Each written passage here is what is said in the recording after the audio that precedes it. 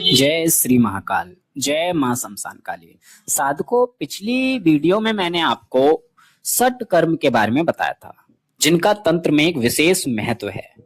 वो सट कर्म के बारे में मैंने आपको पिछली वीडियो में उनका मतलब भी आपको बताया था। और सट कर्म जैसे शांति कर्म, वशीकरण, स्तंभन, विद्वेषण, उच्चाटन और मारण, इनका मैंने मतलब आपको समझाया था।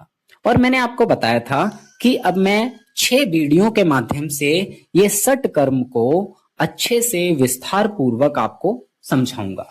तो आज मैं आपको पहली वीडियो दे रहा हूं जिसमें शांति कर्म के बारे में बताता हूं। सबसे पहले तो मैं आपको बताता हूं कि ये शांति कर्म क्यों कराया जाता है और किसको कराना चाहिए।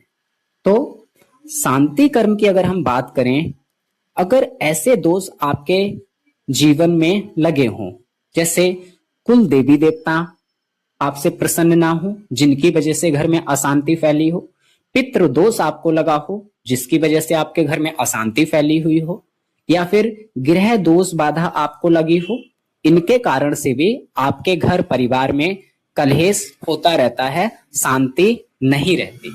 कैसे पहचाने कि हम पर कोई दोष है या नहीं? आप कुछ अनुभव कर सकते हैं।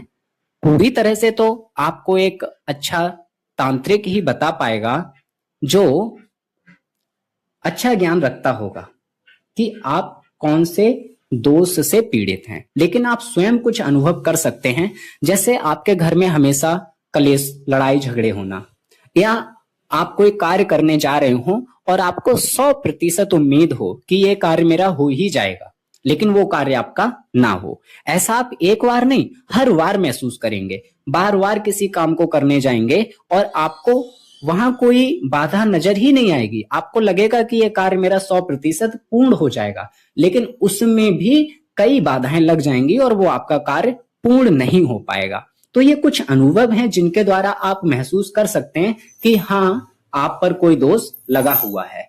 कुल देवी देवताओं का दोष हो सकता है, पितृ दोष हो सकता है, गृह दोष हो सकता है, या फिर बाहरी भूत प्रेत बाधाओं के दोष भी होते हैं।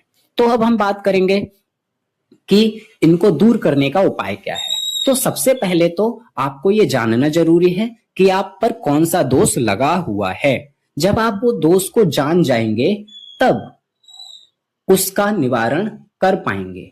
और हर दोष का अलग अलग निवारण होता है।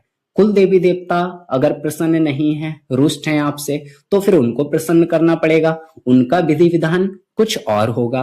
अगर आप पर पितृ दोष लगा हुआ है, आपके जो पूर्वज हैं, जो पितृ हैं, वो आपसे प्रसन्न नहीं है, वही आपके घर में लड़ाई झगड़ा कराते रहते हैं, तो उनको शांत करने का कोई दूसरा उपाय होता है। ऐसे ही ग्रह दोष लगा हुआ है, तो उनको शांत करने का कोई अन्य उपाय होता है। जैसा दोष होता है, उनको शांत करने का वैसा ही उपाय होता है। तो ये क्रियाएं स्वयं से नहीं कर सकते आप लोग, ये क्रियाएं जानकार ही कर सकते हैं। एक अच्छा तांत्रिक इन क्रियाओं को कर सकता है। हर चीज का अलग उपाय होता है। हो सकता है वो मंत्र के जाप से ही शांत हो जाए।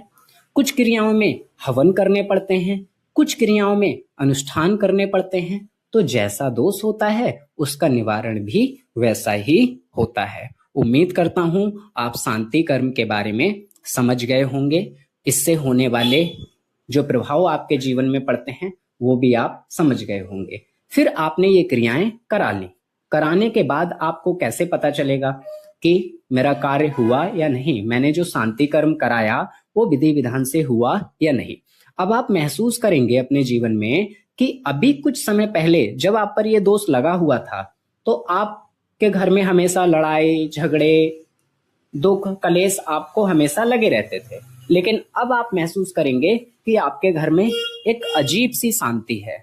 या फिर अभी तक आपके कार्य जो नहीं बन रहे थे, वो कार्य तो बनेंगे ही बनेंगे। अब आपके ऐसे कार्य भी बनने लगेंगे जिनकी आपको उम्मीद ही ना हो। आपको स्वयं लगे कि ये कार्य मेरा नहीं होगा, लेकिन वो कार्य भी आपका होने लगेगा। जबकि पहले इसके विपरीत होता था। आपको जो उम्मीद होती थी कि मेरा जो कार्य हो जाएगा, आपका वो कार्य भी नहीं होता था। तो इस तरह से आप लोग स्वयं अनुभव कर पाएंगे कि शांति कर्म से मेरे जीवन पे क्या प्रभाव पड़ा है।